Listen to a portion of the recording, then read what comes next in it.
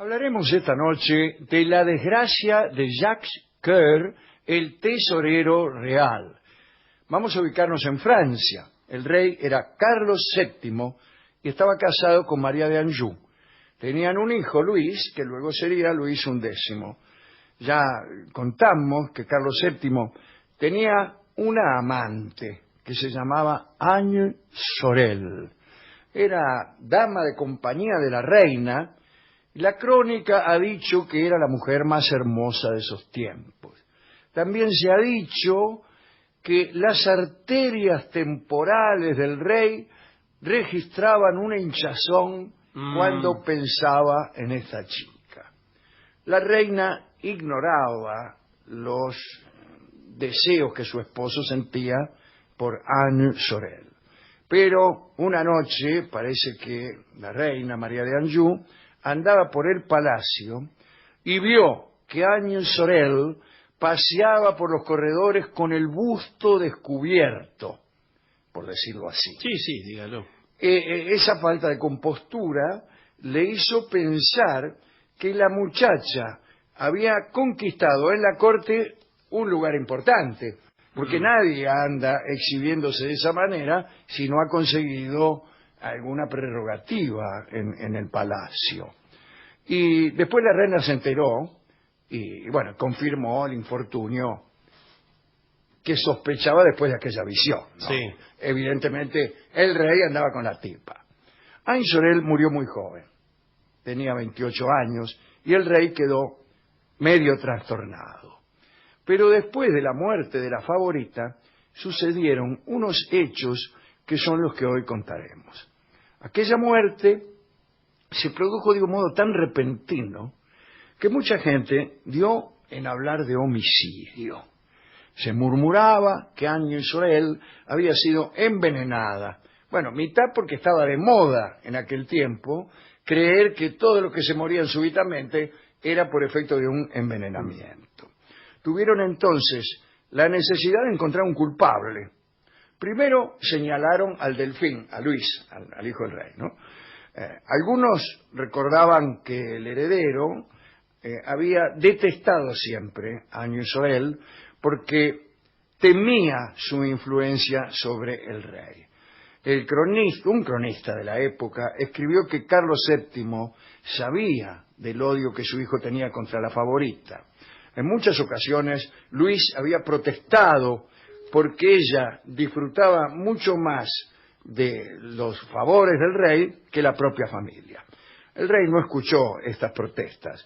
El Delfín se enojó y entonces todos creyeron que había decidido, en virtud de aquel enojo, acortar los días de Anne Sorel. Decían incluso que en alguna oportunidad este muchacho había intentado matarla, que la había perseguido con un cuchillo en la mano y que ella se había escondido en la habitación del rey. Pero eran todos rumores, cosas que se dicen. Vio cómo es la gente. Bueno. Empieza uno y agregan detalles. Le van agregando detalles. Se van sumando. Efectivamente. Bueno, después de la muerte de la Sorel, algunos pidieron que se investigara al Delfín, pero el caso es que el rey no lo hizo. En cambio, lo que sí hizo fue buscar otro culpable para tranquilizar al pueblo francés.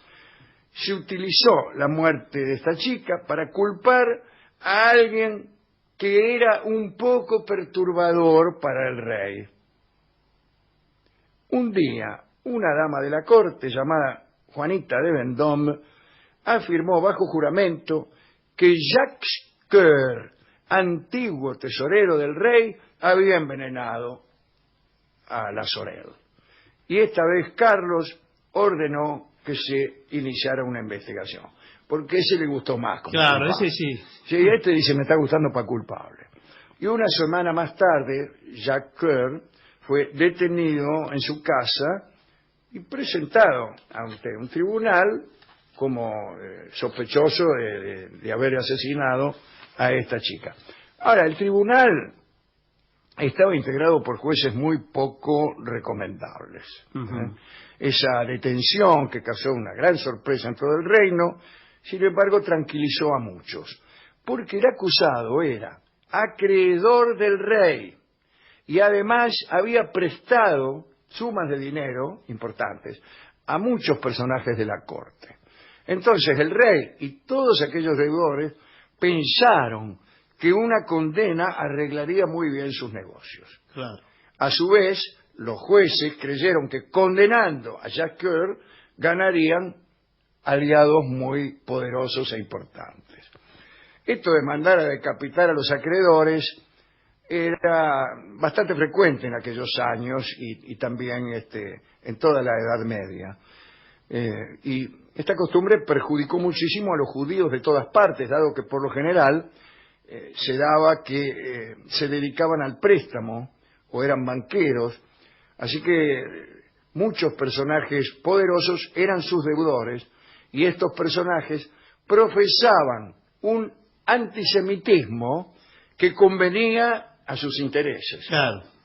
Hacían pesar su antisemitismo para evitar pagarle a sus acreedores judíos. Como empiezan tantos racismos, ¿no? Con un sustento Así económico. es, así es. El caso es que se celebró nomás el proceso y, por supuesto, se empezó por la acusación contra Jacques de haber envenenado a la favorita. Pero las pruebas eran inconsistentes, incluso a los ojos de los peores enemigos del acusado. Pero ya que lo tenían ahí, los jueces decidieron condenar a Jacques Coeur por cualquier cosa. Todos los que podían sacar algún provecho lo acusaron cobardemente. Centenares de testigos se presentaron en la sala del consejo y Jacques Coeur, estupefacto, se vio acusado de asuntos de lo más extravagantes y absurdos. Se lo acusó de haber vendido armas a los infieles, de haber exportado moneda francesa al Levante, de haber fabricado escudos, es decir, monedas, ¿no?, demasiado ligeras de peso, con el logo real, de haber usurpado dones que varias ciudades del Languedoc habían regalado al soberano. Bueno, ya está, señor, basta. Sigo, de haber cometido fraude, y hasta una dama lo acusó de haberle encajado una patada a su perro. Bueno, eso sí es importante, ¿eh? Eso ya me está gustando. Desde luego, los jueces condenaron a Jacques Coeur por malversación de fondos, pero para no dar al pueblo la sensación de que era inocente del asunto principal, declararon que preferían condenarlo por fraudes económicos para no impresionar al resto con un envenenamiento que daban por seguro. Claro. Es decir, cualquier cosa.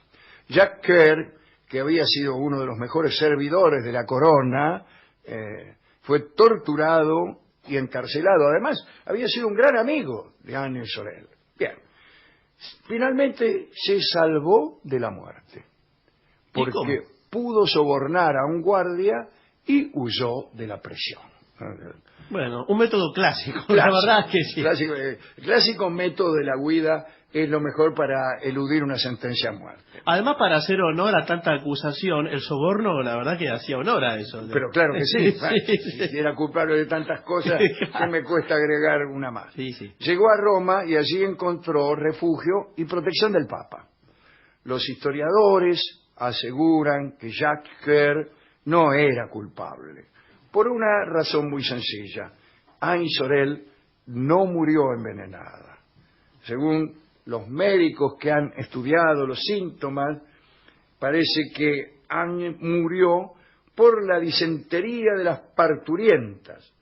Poco antes de morir, la favorita había dado a luz a un hijo del rey. De todos modos, aquella necesidad del pueblo, ¿no?, que, indignado por una muerte, pedía que se encontraran culpables, dio resultado a Carlos VII, al rey. Las deudas que tenía con Jacques Coeur nunca fueron pagadas. Esta es la historia de este desgraciado acreedor. Me dirá usted cuál es la moraleja. ¿Cuál es la moraleja? Yo le responderé que ninguna. Pero como por contrato estas charlas tienen que tener alguna clase de moraleja, podríamos inventarla. Sí. La primera es que no hay que prestarle plata a los que tienen más que uno. La segunda es tratar de no pasearse con el busto al descubierto por si uno quiere mantener oculta la relación con el dueño de casa. Bueno, claro. Es decir, si vos te paseás No ande por el alardeando. corredor de la casa de alguien con el busto al descubierto, la gente puede pensar que tenés algo con el dueño de Sí. casa. ¿Es un indicio? Es un indicio, sí. Bueno, vamos a dedicar esto a la propia Anne Sorel, a Jacques Coeur y a todos los que han sido mal juzgados para beneficiarse, ¿no? Hemos ido a la discoteca y nos dieron una chacarera que da cuenta de deudas y de la forma de saldarlas. Se llama De mis pagos.